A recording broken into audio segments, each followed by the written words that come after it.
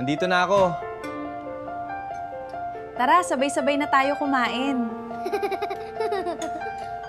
Ilang taon ka nang nagbabayad ng renta? 3, 5, o baka 6 na taon na? Pero tanungin mo ang sarili mo, pagkatapos ng lahat ng binayad mo, anong tunay na napundar mo? Habang tumatagal, tumataas ang renta, tumataas din ang kuryente, tumataas ang tubig, at bawat buwan na lumilipas, mas yumayaman ang landlord. Pero ikaw, pareho pa rin ang sitwasyon. Paano kung 5 taon ngayon, nagre-renta ka pa rin? Paano kung sa halip na renta, ang bawat buwan ng bayad mo ay napupunta sa bahay na magiging iyo? Sa Leora Homes Naik, bawat hulog mo ay papunta sa sarili mong bahay. Plus, may solar-powered features at rainwater harvesting system para makatulong sa buwan ng gastusin. Hindi lang bahay ang binibili mo, nagsisimula kang bumuo ng tunay na pundasyon para sa future mo at ng pamilya mo. Kung pagod ka ng magbayad para sa bahay na hindi naman nagiging sayo, message us today and let's see if qualified ka para magkaroon ng sariling bahay sa Leora Homes Naik.